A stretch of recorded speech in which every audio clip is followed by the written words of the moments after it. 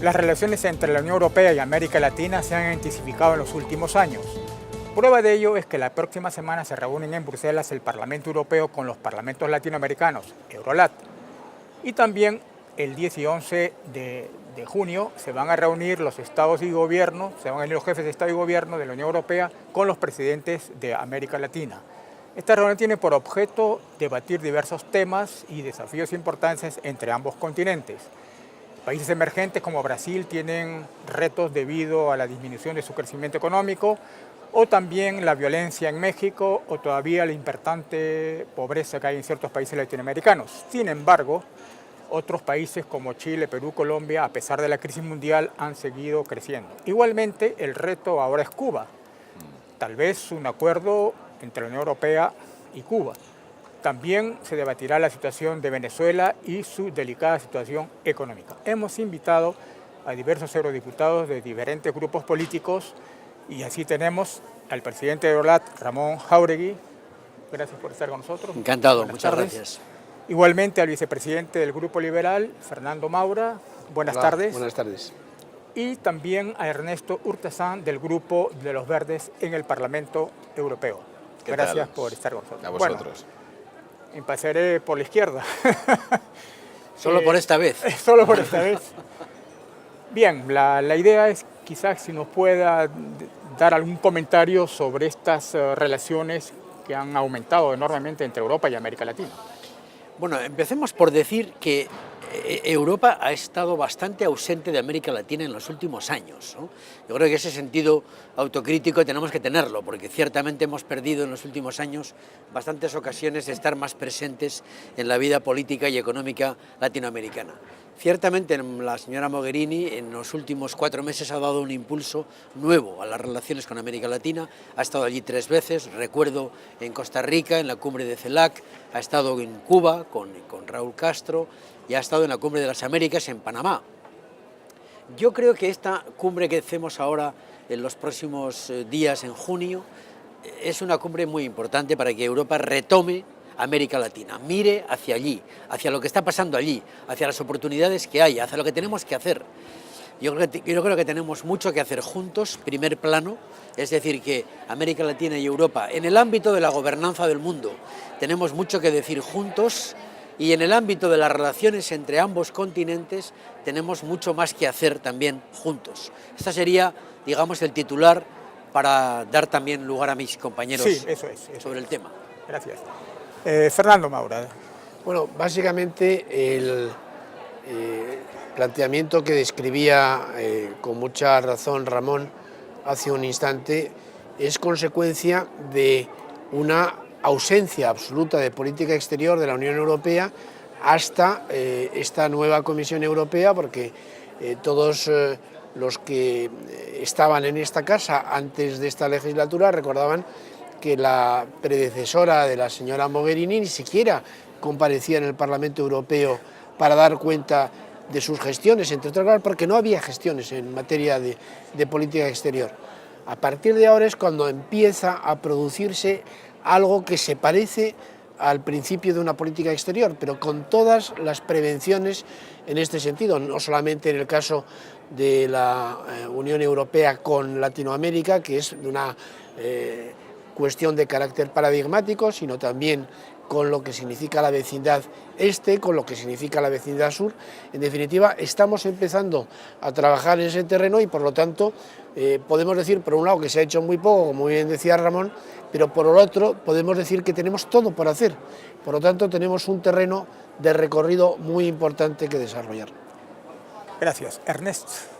Bueno, yo creo que en los últimos años lo que ha ocurrido es que la Unión Europea ha estado gastando muchos esfuerzos en la gestión interna de la crisis de la eurozona y eso ha debilitado un poco su acción exterior. Yo creo que eso es bastante evidente en los últimos años. y porque al final el día tiene 24 horas y al final los líderes políticos pues pueden ocuparse no de todo, ¿no? Yo creo que la política exterior ha sido un poco ausente, la gran ausente de la Unión Europea en los últimos años, eso como marco general. Yo creo que hay una voluntad, si la veo, de retomar una presencia más activa en las relaciones exteriores, con la nueva alta representante, también en relación con América Latina, y yo creo que con América Latina tenemos seguramente dos problemas, ¿no? El primero que yo creo es que la dinámica y la retórica habitual de lo que habían sido las relaciones, muy basadas en los tratados de libre comercio bilaterales, que desde nuestro punto de vista de mi grupo pues no han acabado de funcionar bien, esa dinámica está un poco agotada, y por otra parte pues tenemos los distintos planes de acción que se han ido aprobando en las distintas cumbres de la Unión Europea y CELAC, pues se han desarrollado muy poco. Había cuestiones muy interesantes en algunos de ellos, después podremos entrar más en detalle, ¿no? Pero por ejemplo en el último plan de acción había toda una serie de compromisos en materia de lucha contra la violencia de género y contra los feminicidios pues que no han sido desarrollados, ¿no? Y por lo tanto yo creo que tenemos un problema de enfoque de las relaciones y luego de aplicación de los compromisos, ¿no? Y yo evidentemente espero que en esta cumbre pues seamos capaces de desbloquear eso, ¿no? Bien, ahora ya pasemos a temas ya más concretos, sobre todo el actual, que es las relaciones con Cuba. Los Estados Unidos han abierto unas posibilidades. ¿En qué situación se encuentra Europa? ¿Va a negociar un acuerdo? ¿Es posible un acuerdo con Cuba? ¿Hay algunas líneas rojas que no hay que atravesar? Yo creo que va a haber un acuerdo con Cuba en este próximo año seguro. Para empezar, quiero recordar que Europa inició las conversaciones con Cuba en abril del año 2014, 8 meses antes de que Obama anunciara la apertura de conversaciones con Cuba.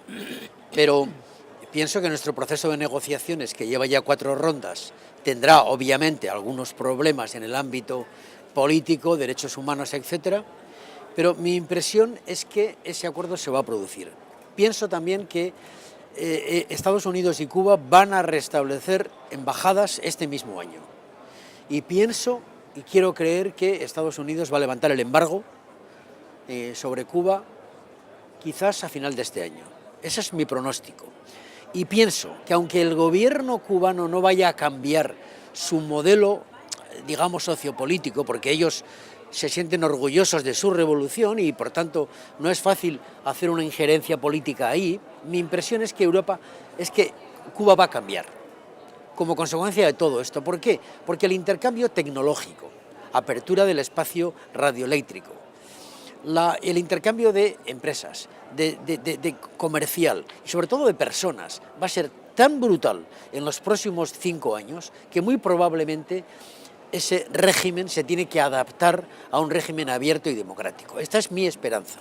Yo por eso soy prudente, inteligente, en el sentido de querer avanzar en esa dirección, y tengo la impresión de que una dictadura, porque creo que lo fueron, se acaba, sinceramente, y lo que temo, y hablaremos de eso después, es que una democracia, como en el caso de Venezuela, quizás se está cerrando. Esta es mi preocupación sobre esos dos problemas. Fernando. Bueno, mi opinión en relación con la segunda parte de la pregunta que formulaba, que es en relación con las líneas rojas especialmente. Del futuro acuerdo. Por una parte está la cuestión comercial, que parece que tiene su recorrido tanto desde el punto de vista de Estados Unidos como de la Unión Europea, pero a mí me parece que la Unión Europea no debe basar su aproximación al acuerdo con Cuba solamente en el aspecto comercial, tendría que establecer un plus. La Unión Europea, si se ha definido por algo en lo que significa la Unión Europea para el resto del mundo, es en su defensa de valores, de derechos humanos, de libertades democráticas, y por lo tanto nosotros como grupo y yo mismo como parlamentario he dirigido una carta, una pregunta confirmada por otros compañeros míos en el Parlamento, pidiendo a la señora Mogherini que en la agenda de conversaciones que ella va a tener con las autoridades cubanas, que ya incorpora el fenómeno de derechos humanos, solicite con carácter previo a las conversaciones de carácter técnico, de carácter comercial, la liberación de todos los presos políticos que están en la isla. Bien, Ernest. Bueno, yo creo que estamos enmendando un error histórico, que es que todo lo que se ha hecho desde los Estados Unidos y también en los últimos años desde la Unión Europea en relación con Cuba ha sido un auténtico fracaso, ¿no? Y la prueba del fracaso es que estamos ahora corrigiendo el tiro, ¿no? Yo creo que en este sentido hay que recordar que Cuba es el único país de América Latina con el que la Unión Europea no tiene ningún tipo de acuerdo. Y hay que sobrepasar esta situación porque se ha abierto una nueva etapa y es muy importante que eso finalice bien, ¿no? Yo creo que la Unión Europea además está trabajando, y creo que están negociando bien, pero está trabajando además con unos márgenes siempre un poco estrechos, que son los que establece aquella posición común que se adoptó en el año 96 y que nosotros creemos que debe ser derogada, porque ya no tiene ningún sentido en el nuevo escenario que se ha abierto que esa posición común se mantenga, ¿no? En cualquier caso, yo sí que espero que el acuerdo se pueda cerrar. Me quiero añadir al optimismo de Ramón. Yo no sé si los Estados Unidos van a levantar el embargo a finales de este año, pero en fin, si eso fuera una realidad, pues sería una excelente noticia. Y al final lo que estamos haciendo con Cuba es normalizar una situación que no era normal. Hay también diversos temas que se van a discutir en estas grandes reuniones que van a haber la próxima semana, que son, por ejemplo, los problemas de la inmigración, el tema importante de la energía, ¿no? O el medio ambiente, la gran reunión de París. ¿Qué pensáis sobre estos temas que son parte de la agenda? Yo creo que, por ejemplo, en la cumbre de París, si América Latina y Europa lleváramos una posición común, y podríamos llevarla, porque nuestra sensibilidad, nuestra manera de ver el futuro, nuestra conciencia sobre el cambio climático, etcétera, puede ser común. Si uniéramos nuestras fuerzas en las mesas de la gobernación internacional, seríamos mucho más fuertes. La cumbre UE-CELAC en gran parte está dirigida a eso, a hacer más fuerte la alianza estratégica regional para hacer más fuerte nuestra presencia en las grandes mesas de la globalización del mundo. Yo creo que lo que tendríamos que plantearnos es una apuesta también desde la Unión Europea para ayudar a América Latina en todo lo que hace referencia a las energías renovables, pero teniendo también en cuenta que se trata de países que están en una situación de crecimiento económico y que habrá que establecer algún tipo de cautela en el sentido de que no se puedan exigir estándares excesivos que les dificulten lo que realmente ellos necesitan, que es crecimiento para generar una base de estabilidad social y económica, que es lo que se ha venido produciendo en Europa en las décadas anteriores, que es la clase media, que es tener clases medias sólidas, potentes, sobre los que se asiente una política económica, una política democrática, una política de bienestar social, en definitiva, que se acerquen a una serie de criterios y de paradigmas como los que de hecho han ido funcionando en otro tiempo en Europa. Por lo tanto, es importante apostar por eso mismo, pero con esas cautelas que permitan que esos países no estén ahogados desde el punto de vista de acometer su crecimiento económico.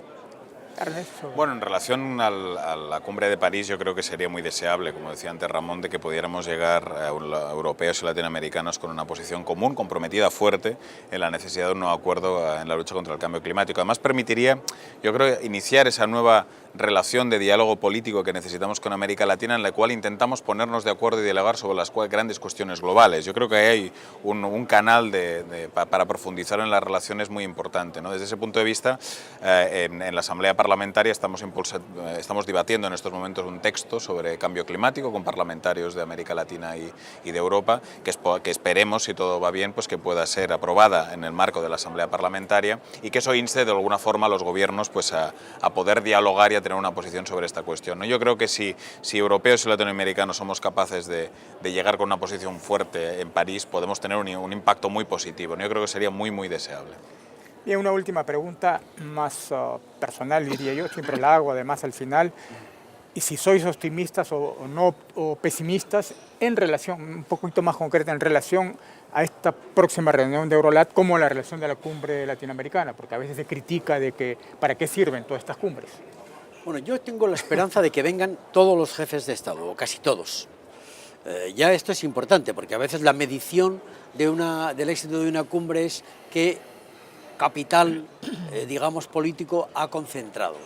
Creo que van a estar casi todos, y esto ya es importante. Segundo, va a haber una parte de reunión, retiro que llaman, en la cual van a hablar un poco a solas, sin tener que hacer un discurso retórico, mirando a la tele de cada país, el discurso de cada presidente, que a veces hacen las cumbres completamente retóricas y poco productivas, ¿no? Y yo luego creo que va a haber varias cumbres paralelas. Va a haber una reunión con Mercosur, que quizás lance el diálogo con Mercosur, va a haber el anuncio del acuerdo, de la renovación del acuerdo con México, con Chile, va a haber un acuerdo con Ecuador, es decir, va a haber, digamos, toda una serie de acontecimientos políticos paralelos. Espero que sea para bien. Espero que sea un éxito. Va a haber muchos acontecimientos paralelos también de cumbre académica, cumbre empresarial, cumbre parlamentaria, cumbre social. Bueno, vamos a intentar que de todo esto salga una única convicción, y es que América Latina y Europa tienen que mirarse más y no darse la espalda. Bien, ¿optimista o pesimista? En cuanto al optimismo o pesimismo, depende mucho de lo que se pida a la cumbre. Si pedimos que la cumbre resuelva todos los problemas de comunicación que existen entre la Unión Europea y América Latina, sabemos que puede ser un fracaso, pero no podemos pedir ese tipo de cosas. Tendremos que pedir algo que es fundamental, que es que haya una comunicación. La propia cumbre ya va a ser un factor de comunicación, y eso ya como tal es positivo. Y a partir de ahí podemos iniciar un camino y que luego se va a recorrer con temas concretos, con objetivos concretos, que ya iremos viendo cómo se van produciendo, pero en principio el hecho de la cumbre es positivo siempre y cuando no pidamos el oro y el moro para los resultados de la cumbre. Bueno, yo creo que evidentemente no hay que pedir el oro y el moro, pero las cumbres a veces, muchas veces tienden a ser simples reuniones, ¿no? Una detrás de otra. No hay nada peor en un diálogo político entre países o entre bloques regionales que ir acumulando reuniones al más alto nivel una detrás de otra sin que ocurra nada. Y eso es muy habitual en el mundo de las relaciones internacionales, ¿no? Con lo cual, yo lo que sí espero es que no sea una foto vacía de contenido, que si se aprueba un nuevo plan de acción, pues que realmente haya voluntad política para desarrollarlo, porque el anterior prácticamente ha quedado sin desarrollar, como decía al inicio, y que podamos así pues desarrollar una nueva agenda, porque necesitamos actualizar nuestra agenda y encontrar un nuevo relato de nuestras relaciones, que ahora mismo creo que está agotado, ¿no? Por lo tanto, bueno, ni pesimista ni optimista, exigente. Bien, con estas palabras mágicas, diría yo, yo veo que hay más optimismo que pesimismo, lo cual me alegra mucho. Y Ramón Jáuregui, del Grupo Socialista, Fernando Maura, del Grupo Liberal, y Ernest Urtuzán, de Los Verdes. Muchas gracias. Y esperemos, después de esta reunión, a ver si podemos hacer otro debate. De balance. De balance. Encantado, cuando quieras. Gracias. Gracias. Gracias.